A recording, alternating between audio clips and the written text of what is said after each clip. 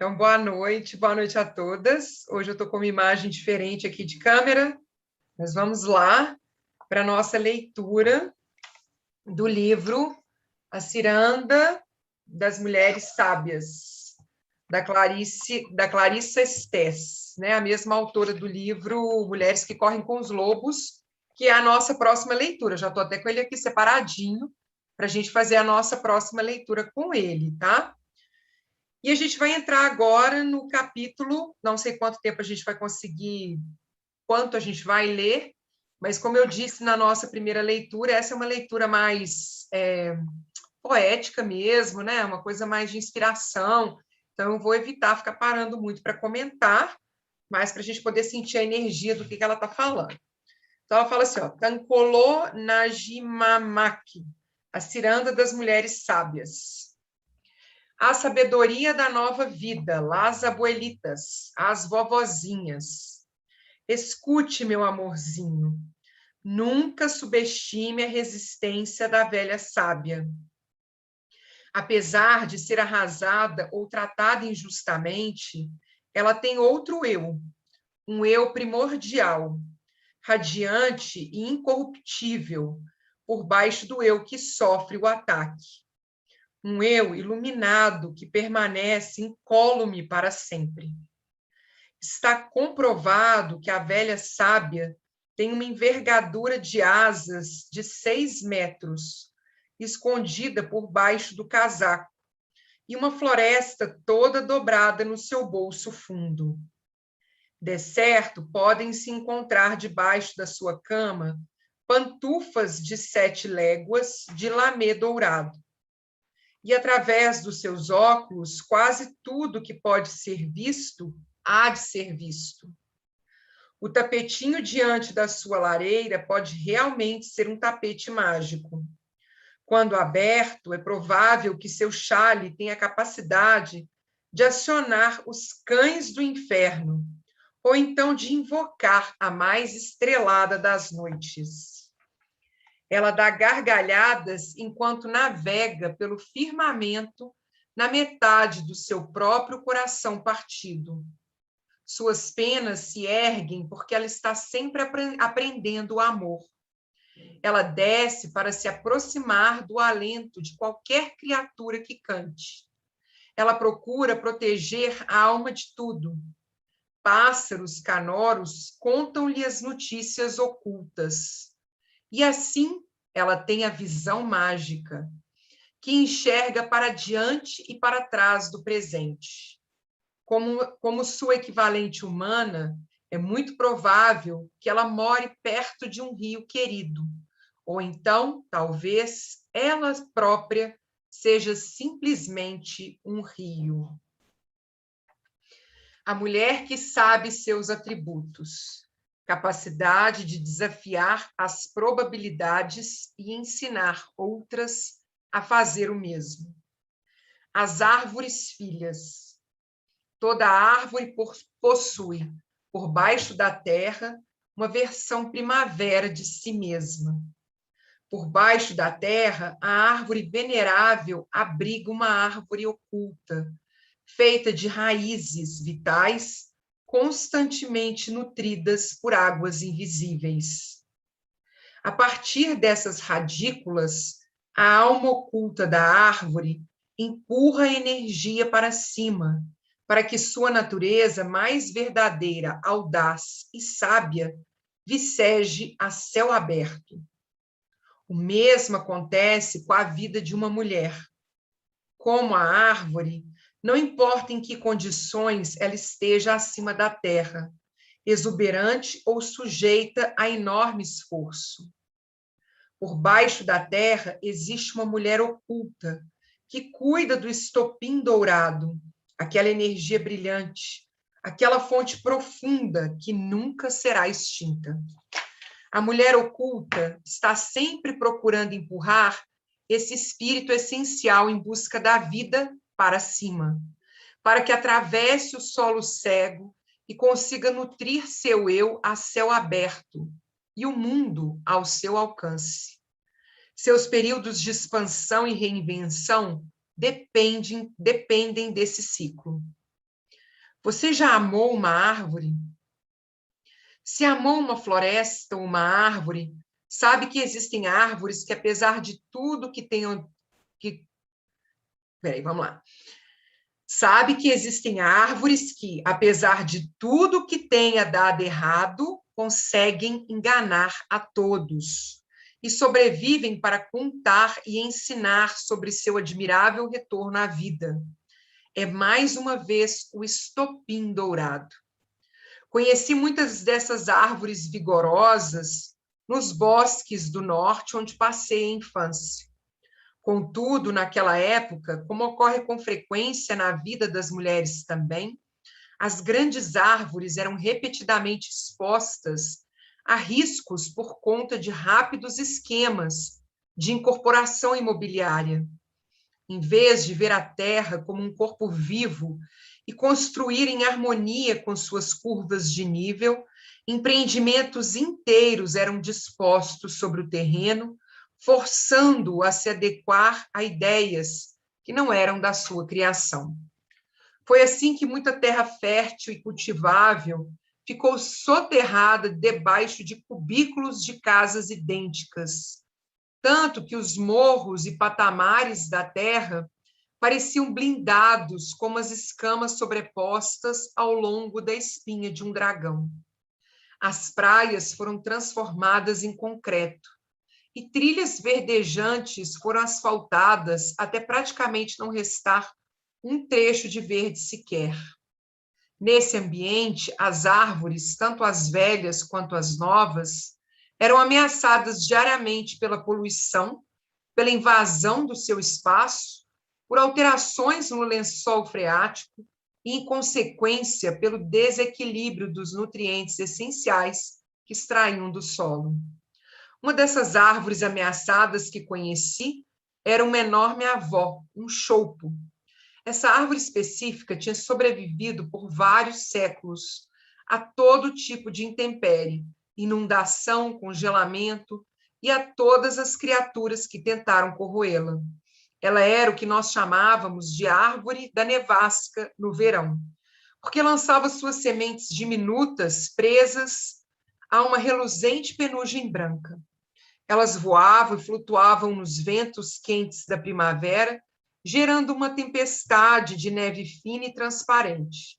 Seria um equívoco imaginar que, por lançar suas sementes em saias cheias de babados, ela fosse frágil. Ela não era. Era uma guerreira. Um dia, porém, mesmo depois de provar seu valor nas batalhas que nunca buscava, mas que vinham confrontá-la diretamente repetidas vezes, e embora continuasse resistindo, ereta e majestosa, bem, um dia ela foi descoberta por um grupo de gente armada de serras de arco e machados. E então, ao longo de algumas semanas terríveis, pois tamanha era sua circunferência, tão profundos eram seu coração e sua força, sem nenhuma cerimônia, ela foi picada e derrubada. Depois foi levada embora por um grande caminhão preto com chaminé. Na serraria antiquada, de teto de zinco, ela foi mais desdobrada, como se diz nas madeireiras, em madeira comum para estrados de carga e caixotes. E como ocorre muitas vezes na vida de uma mulher, a conclusão era que ela havia sido derrubada e que agora esse era o seu fim. E alguns que tinham outros planos em mente podem ter dito: já vai tarde. Mas a mulher oculta que cuidava do estopim dourado lá por baixo da terra pensava de outro modo. Imagine um tijolo de verdade. Agora imagine um enorme choupo vivo, confinado numa casca que tivesse os formatos e tamanhos de milhares de tijolos toscos em linhas ondulantes, de cima a baixo pelo tronco inteiro. Era essa a profundidade com que a casca do choupo estava entalhada, em si uma visão espantosa. Os velhotes que se alojavam entre os emaranhados de fios e mangueiras no posto de combustível Disseram que a casca espessa fez com que os primeiros golpes poderosos dos machados saltassem de volta dos cortes e perseguissem os lenhadores pela rua abaixo. Disseram que só a remoção da casca do tronco exigiu 7 dias de trabalho pesado. É difícil matar a vigorosa carapaça de um espírito altaneiro. A vida de uma árvore, a vida de uma mulher, não precisava e não precisa ser assim, tolhida e retalhada para abrir caminho para outra coisa de valor duvidoso.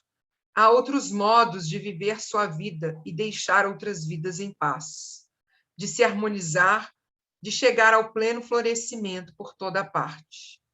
Minha família vinha de uma tradição camponesa, na qual as árvores para corte eram separadas das árvores da floresta.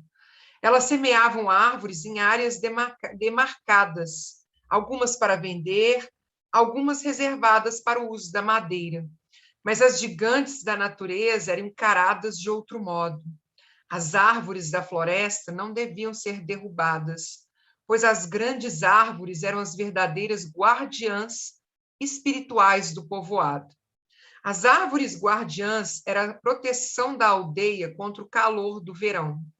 Durante tempestades, elas desviavam a mira do vento. Com seu tronco, seguravam os amontoados de neve e evitavam que a neve acabasse por soterrar os chalés rurais e pusesse vidas em perigo. As grandes árvores da floresta impediam que grãos soprados pelo vento entrassem pelas mínimas junções nos beirais dos telhados e pelas soleiras das portas. Isso elas faziam apanhando nos seus ramos frondosos a poeira que o vento levantava dos campos. As velhas árvores propiciavam uma felicidade luminosa e calma ao coração de todos os que as viam ou que nelas se encostavam. E assim as velhas árvores, como os anciãos da aldeia, nunca eram cortadas nem deixadas à míngua. Na antiga tradição da terra natal, se essa árvore da qual estamos falando tivesse tido uma morte natural, no momento certo da sua própria hora, só então ela seria derrubada, caso não tivesse caído sozinha. Do seu tronco, porém, seria tirado um pau de cumeeira, assim como muitas escoras e ripas para forro. A partir daí, haveria uma casa cuja estrutura seria construída com a sua madeira. A casa seria construída ao alcance da visão das raízes da velha árvore. Isso para que todos pudessem dizer com orgulho: está vendo? No final da vida, essa árvore foi derrubada com a devida gentileza. Ela então veio para um lugar bom e próximo, sob uma nova forma. Seu amor por nós e nosso amor por ela nunca terminaram. Ela ainda está conosco. Se em vez de viver no embotamento do mundo moderno, que às vezes pressiona os seres humanos a adotar eficácias a curto prazo, em vez de um planejamento a longo prazo que mantenha viva a generosidade da natureza, o grande Chopo tivesse vivido na terra dos antepassados, os seus nós, os velhos sábios teriam esculpido tigelas que acompanhassem os rios do seu veio. As tigelas seriam usadas como recipientes para leite de égua e para pão preto. O pintor de imagens do povoado teria pintado na parede da argamassa caiada da varanda da casa, abaixo do telheiro, um retrato do próprio Chopo, para demonstrar que as raízes da casa e as raízes da enorme árvore estavam unidas por baixo da terra, tanto quanto a céu aberto. Mas isso era naquela época, em um momento em que algumas pessoas se esquecem de que a natureza não é um desconhecido, mas faz parte da família. Depois que o Chopo foi derrubado, as pessoas tiveram muitos sentimentos a respeito do seu fim. Algumas ficaram impassíveis, outras em número muito maior, ficaram indignadas, mas a maioria se sentiu desconcertada com a destruição de um ser tão admirável, um ser que, na maior parte do tempo, fornecia tudo para qualquer um que quisesse qualquer coisa. A árvore avó, o repouso à sua sombra, o brilho das estrelas atravessando sua copa à noite, uma criatura na qual era possível descansar, um conforto no som incomparavelmente tranquilizador do vento nas folhas falantes, um lugar onde namorados podiam se demorar, um tronco no qual alguém poderia se encostar para chorar, uma copa sob a qual espíritos afins poderiam conversar em paz. No local onde antes ela tocava o céu, havia agora um espaço sinistro, um vazio, uma abertura escura que dava para lugar algum. Nem mesmo os arbustos frondosos e as formas de samambaias que viviam perto do chão, esses jamais poderiam compensar a falta da sua torre verde. E ainda assim, a mulher oculta debaixo da terra cuidava do estopim dourado, sempre e sempre. Ao longo do ano, começou a acontecer alguma coisa com aquele enorme cepo de chopo. O que restou da árvore no chão tinha mais de 1,80 m de diâmetro. Aquele tampo de mesa plano e prateado era grande o suficiente para que 4 mulheres de quadris largos se deitassem nele lado a lado, sem desconforto. O tempo passava e passava. Então teve início o que eu chamo de um lento milagre. Do cepo liso sobre a qual a árvore viva um dia se erguera, cresceram 12 rebentos a partir de uma velha árvore avó, direto para o alto, fortes, ondulantes, dançando numa roda.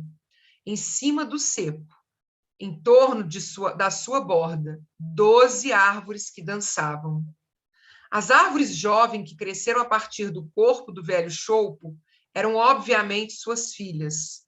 Na mitologia, uma árvore dessas, com sua prole, às vezes é chamada de árvore do círculo de fadas. Espíritos que brotam do que parece estar morto, para dançar sem parar na alegria de uma nova vida. Elas não foram semeadas, são evocações. Elas surgem, as muitas, a partir de uma só, daquele único estopim dourado. Na mitologia grega, é Deméter, a mãe terra, que morre quando sua filha desaparece. É Deméter que volta à vida vibrante quando a filha lhe é restituída. Da mesma forma, essa grande árvore, as filhas provêm da raiz mãe mais antiga. Elas trazem tudo de volta à vida outra vez. Não a vida estática, a vida que dança. Esse tipo de árvores, como rebentos, ocorre na natureza, porque a vida nova está armazenada na raiz. Mesmo que a massa maior acima da terra tenha sido derrubada, tenha sido levada dali, mesmo que a vida de uma criatura não tenha sido tratada com o devido respeito, ou não tenha sido gerada corretamente, mesmo quando cercada de apatia e indiferença, mesmo que a carapaça tenha sido partida e destruída. Imagine só, a partir do espaço vazio, voltar não apenas com um novo rebento uma vez, mas com muitos. Independentemente de todas as outras condições, a mulher oculta por baixo da terra cuida do estopim dourado. Agora, com os ventos ousados, as folhas dessas arvoretas altas e lindas estão sempre em movimento, sempre falando com 1000 reflexos de verde. Se isso não for um milagre, não sabemos nada sobre os verdadeiros milagros. Pois quem será capaz de dizer que alguma coisa querida, que foi rasgada e retalhada, morreu de verdade? Quanto a qualquer mulher arrasada, quem poderá um dia começar a avaliar que grande vida acabará por brotar dos seus cortes, dos seus ferimentos? da eletricidade empurrada para cima a partir do seu cerne oculto, aquele estopim dourado. Por mais que ela tenha sofrido mutilações profundas, sua raiz radiante ainda está viva, ainda está produzindo e sempre estará à procura de vida significativa a céu aberto.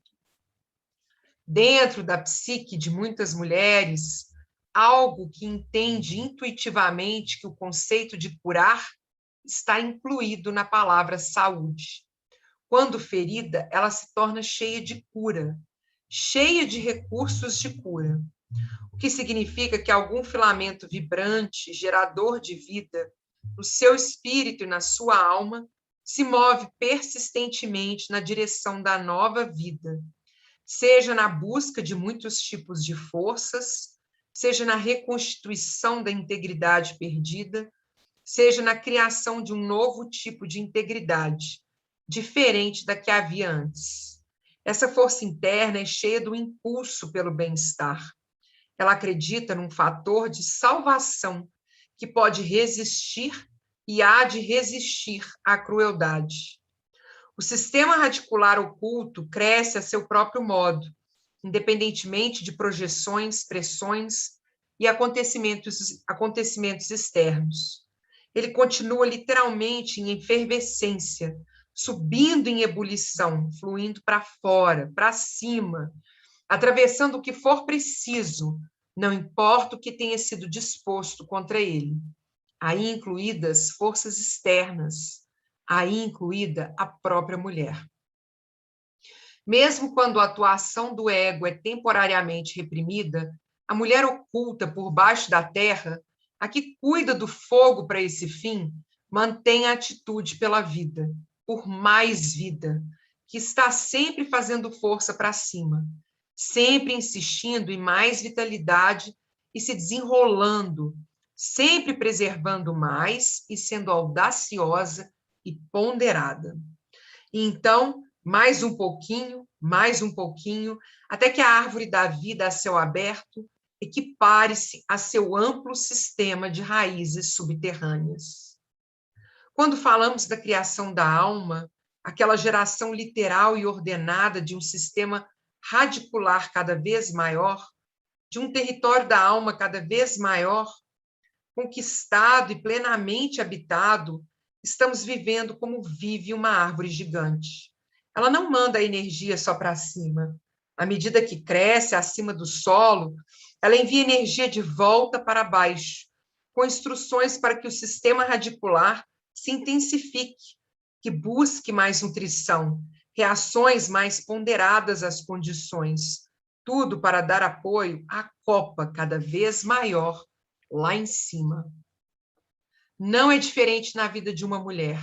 Qualquer uma que tenha registrado seus sonhos e observado como eles estimulam e moldam seus dias, e como seu dia a dia também influencia seus sonhos, sabe que existe um relacionamento complementar entre sua vida exterior e sua vida interior. Nos melhores casos, cada uma alimenta a outra e a torna sábia. O fundamento inextinguível dentro de uma mulher empurra a força da vida para cima, para sua mente, seu coração e espírito. Se ela prestar atenção, se escutar, obterá ideias, em outras palavras, filhas brotarão dela, na forma de ideias novas e vibrantes, por uma vida maior e com mais significado. À medida que uma mulher cresce a céu aberto na realidade consensual, ela também ordena a expansão do seu sistema radicular para que sua visão profunda, a audição mais cuidadosa e a mente mais perspicaz também se expandam. Trata-se de um processo em série, atemporal, sagrado, acionado pela atenção consciente, ao modo pela qual a psique amadurece de uma jovem menina para uma sábia, vibrante, dançante, aprimorada pelo tempo. Poderíamos aventar a hipótese de que um ciclo de energia armazenada como esse resida no inconsciente psicoide. Jung descreveu o inconsciente psicoide como um lugar na psique em que a psicologia e a biologia poderiam se influenciar mutuamente. Na verdade, porém, permanecem misteriosas para nós as origens dessa força, que sempre brota na direção não só da vida mais plena, mas da vida em expansão, uma vida em que as árvores filhas crescem direto da raiz da mãe sábia.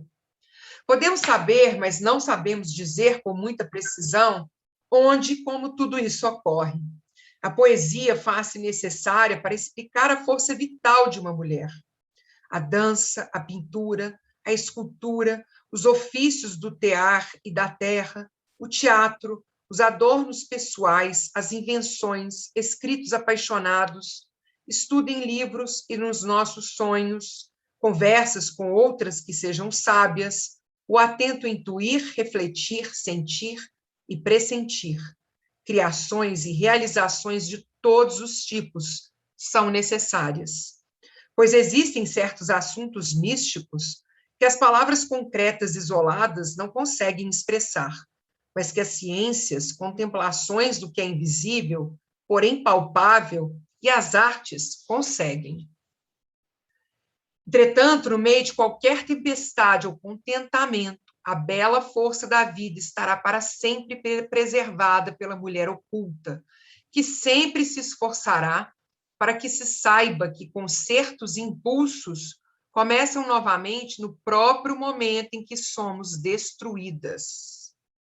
Vou ler essa parte de novo. Entretanto, no meio de qualquer tempestade ou contentamento, a bela força da vida estará para sempre preservada pela mulher oculta, que sempre se esforçará para que se saiba que concertos e impulsos começam novamente no próprio momento em que somos destruídas. Assim, essa força interior atua como uma grande mère, a maior das avós, a essência da sanidade e da sabedoria da alma, que sempre nos guia e que jamais nos abandonará. Essa fonte misteriosa é vivenciada por meio daqueles conhecimentos nítidos e úteis que parecem chegar inesperadamente e por intermédio de origens invisíveis, em sonhos noturnos ousadamente explícitos ou intricadamente emaranhados, em explosões de energias e ideias eficazes que surgem aparentemente do nada, na súbita certeza de que se está sendo chamada para algo que necessita do nosso amor, dos nossos pontos de vista ou dos nossos toques, na inesperada determinação de interferir, dar as costas ou caminhar naquela direção. Como a velha sábia que aparece de repente em contos, essa fonte que guarda o estopim dourado se manifesta mediante exortações interiores para que atuemos discretamente ou com exuberância, no impulso perspicaz de criar mais uma vez, valorizar mais fundo, consertar melhor, proclamar mais longe, proteger a vida nova. Muito lindo, né, gente? Essa parte está bem, assim, num processo de cura e de transformação das nossas vidas, quando nós somos cortadas e transformadas em caixotinhos, estraçalhadas. O que acontece, né? Fazendo essa comparação, essa analogia aí com essa árvore, cujas raízes profundas e conectadas à Mãe Terra permitem que, a partir de um momento difícil, novas vidas surjam, que são essas novas ideias, formas de lidar com os desafios.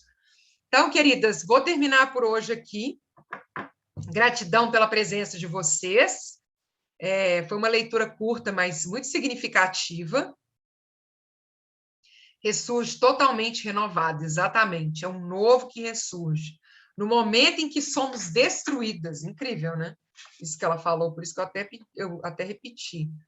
Porque é um momento que a gente acha que é a morte, né? Acabamos. Não temos mais o que fazer, não temos mais saída. Na verdade, novas vidas já estão ali se preparando para surgir dessa morte, né? Do que se aparenta como morte. Muito bom, muito lindo.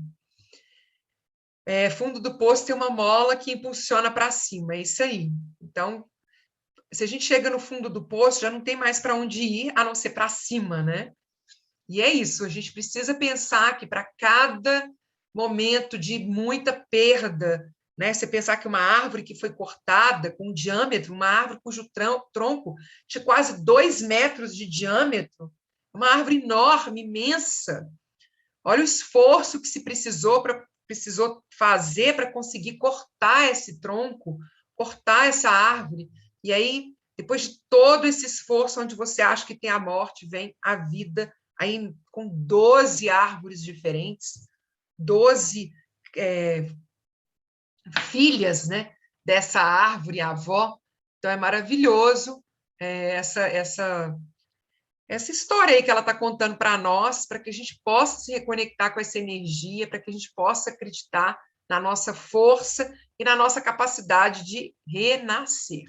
Então, maravilhoso. Bom, então vou encerrar por hoje. Encontro com vocês daqui a pouquinho no YouTube. Muita gratidão. E sexta-feira a gente está de volta às 19 horas, tá bom? Mahalo de Gratidão, coração. Letícia. Beijos, gratidão. Até mais tarde. Até, Tchau. até daqui a pouquinho. Beijo. Até depois. Beijo, beijo. Beijo. Beijo.